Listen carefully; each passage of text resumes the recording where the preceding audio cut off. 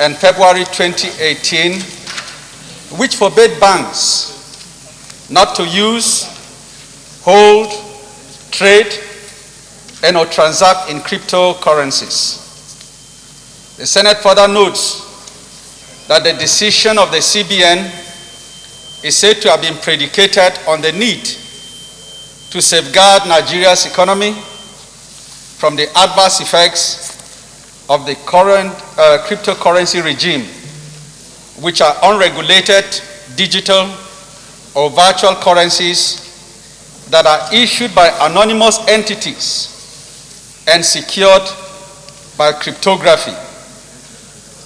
The Senate observes that cryptography is a method of encrypting and hiding codes that prevent oversight, accountability, and regulation, upon which the CBN says its use in Nigeria violates and contravenes existing law, as only the CBN is authorized by law to issue legal tender. The Senate is concerned that cryptocurrency by nature is anchored on anonymity, obscurity, and concealment of its patrons and actors, making it difficult, if not impossible, to trace, track, and uncover those that may deploy it for ignoble and illegal usage, such as money laundering, terrorism financing, drug purchase, cyber crimes, etc. The Senate, being aware that the action and directive of the CBN has attracted sharp reactions from Nigerians and has become a topical subject of national discourse.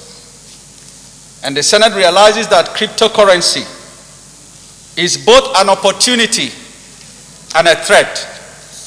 Hence, the Senate has a responsibility to ensure that the nation and citizens do not miss out on the opportunities that cryptocurrency offers, and in the same vein, mitigate and prevent likely consequential effects on the nation's economy and security. Accordingly, the Senate resolves to mandate its Committee on Banking, Insurance, and Other Financial Institutions to invite the CBN governor for briefing on the opportunities and threats of the cryptocurrency on the nation's economy and security, and report back its findings in plenary within 2 weeks. Mr. President, distinguished colleagues, my name is Biodun Olujimi. I represent Ekiti South. Mr. President, there's really not too much to say about this. We didn't create cryptocurrency, and so we cannot kill it, and we cannot also refuse to ensure that it works for us. Definitely the youths of today are not like us. Me, I am used to tangible medium of exchange. I carry my cash in my pocket. I pay it. But the world has gone so far, Mr. President. And these children are doing great business with it. They are working every day on their laptops, on their phones, and they're getting results. And Nigeria cannot immune itself from this sort of business. What we can do is ensure that the space is regulated in such a way that bad people cannot use it. What we didn't create, we cannot fully regulate, but we can manage. And I believe that is the reason why this motion is most important, because the time has come for us to be able to harmonize all the issues concerning cryptocurrency and have a proper way forward on how to manage it and manage our youth. So I support this motion. Mr. President, this is one motion that I also particularly have been looking forward to, even bringing it before the Senate. Mr. President, the outright ban of this medium of exchange, the cryptocurrency by the Central Bank of Nigeria, I am strongly against it. Because what the Central Bank should be telling Nigerians is what are the regulations put in place to regulate the activities of those operating in these cryptocurrencies. Banning it, as the last speaker said, is shining away from your oversight duties. Because all over the world, these cryptocurrencies are regulated. And I believe Nigeria should not be an exception. And Mr. President, let me say this. The operator of these so-called currencies are everywhere, lobbying, looking for people that will at least allow them to speak to. So that is why I will indulge this Senate to please allow the regulators also to be invited to speak to the relevant committees that will handle this particular item of that is before us, so that they can also tell the committees their own position concerning the operation of this cryptocurrency in Nigeria. From there, we can pick from there and also ask the Central Bank of Nigeria to give to us the regulation that have been put in place to regulate the activities of this cryptocurrency. And I think with that, it will give us a leadway and how to go about this issue of cryptocurrency being used in Nigeria. The reason being offered by Central Bank of Nigeria, I'm not in doubt of that they are used for other kind of transaction like NSAS, like this. Yes, I'm saying this, I'm not disagreeing with that, but I believe one way that we can put an end to all of this is to regulate the activities of the operator of cryptocurrencies. Whether we like it or not, as the world has become a global village, technology has changed the way and manner businesses are conducted in Nigeria. 200-300 years ago, we used to have what we call trade by barter. Then money now became a value of exchange. And after money became a value of exchange, now we now carry our money in our own credit cards. The next stage, the next level of payment, Mr. President, distinguished colleagues, it is cryptocurrency.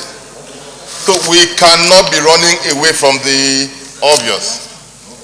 The way and manner we have treated trail of money transfer, it should be the responsibility of the Central Bank of Nigeria to even bring Nigerians up to steam with the next level of transactions, not to run away from it, Mr. President. Nobody will say, as we speak to you today, even kidnappers are demanding Bitcoin. Kidnappers are demanding Bitcoin because it is the easiest way of receiving payment, Mr. President. Even the American government fought Bitcoin, but today they have come to the realization that the world has moved to that stage. So, Mr. President, I strongly believe that as the Senate and as the National Assembly, we ourselves must be interested with what is happening in the global space. Now you have the world in your palm. The world has become a one-stop shop. Somebody can carry $17 billion on his phone. That's what cryptocurrency and blockchain is all about. So we cannot run away from it, because your children and my children are on this at this stage. We are no, my children are not. Mr. President, I strongly believe that you, as a lover of cryptocurrency, will ensure that we sell this next phase of technology to all Nigerians. A time has come where we must live with the obvious. Cryptocurrency has become a worldwide transaction, of which you cannot even identify who owns what, and it's been protected by an app or software blockchain. The technology is so strong that I don't see how, even if we regulate it, I don't know the kind of regulation that we can do. Because another very important thing that we should know is that Bitcoin has made our currency almost useless or valueless. Because I can remember about 6-7 years ago, my son bought 3 pieces of bitcoins online. And today, he's coming to tell me that he has bitcoins for sale. Why is it? It's not physical. But he said he has it on sale because he has bought it, and each one is going for 17 million naira. So if we have an economy that is very weak and we cannot regulate cryptocurrency in Nigeria, then I don't know how our economy will be in the next few years. Central Bank has a duty to try and work with other Ministry of Science and Technology, the Ministry of Communication, to see how our cyberspace will be regulated. On the issue of cryptocurrency, about October or so, we organized an international conference together with the United States and Israeli embassy for 2 days, and about 80% of the discussion was on cryptocurrency and the fact that Nigeria is actively driving towards a digital economy. So when you have the central bank come out with this kind of all-encompassing statement, it has really sent a lot of shockwaves to the system. There's a lot of confusion, just like Senator Abreu said. Just last year, the Securities and Exchange Commission actually gave its nod to the use of cryptocurrency as an investment channel. And the fact of the matter is, Mr. President, you can't ban dealings in cryptocurrency. It's not regulated. It's virtual. As the central bank is saying, they are going to shut down accounts of anybody dealing with cryptocurrency. They are actually talking about the exchanges that organize the arrangement between buyer and seller. As we speak now, people are still dealing in cryptocurrency on a direct basis. That is on a peer-to-peer basis. If I have Naira and you have cryptocurrency, we talk direct.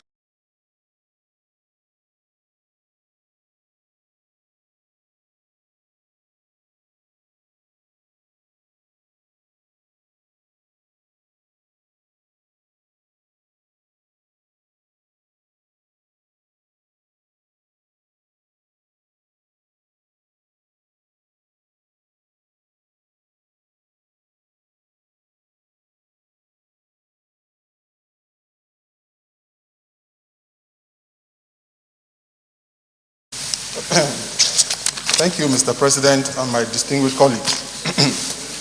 My name is Tokumbo Abiru, Lagos East, and I wholeheartedly support this particular motion because of its major challenges to the economy and, in particular, our financial system stability. It's important that I also make some few remarks because of the growing interest in cryptocurrency the world over. And in particular, I think I would like to note that all over the world today, cryptocurrencies are actually gaining some traction.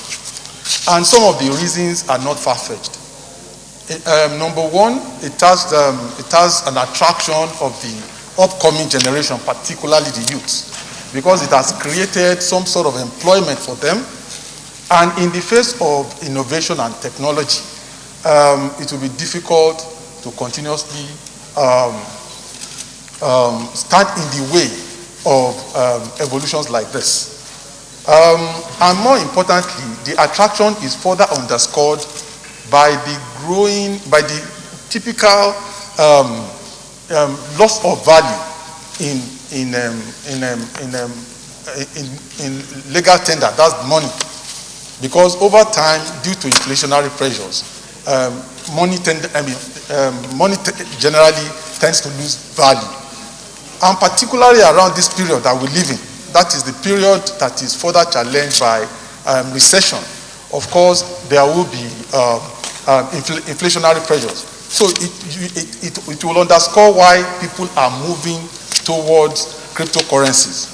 And in Nigeria in particular, it is also important to underscore the fact that in the last 5 years, we have had people trading in cryptocurrency to the value of over $500 million.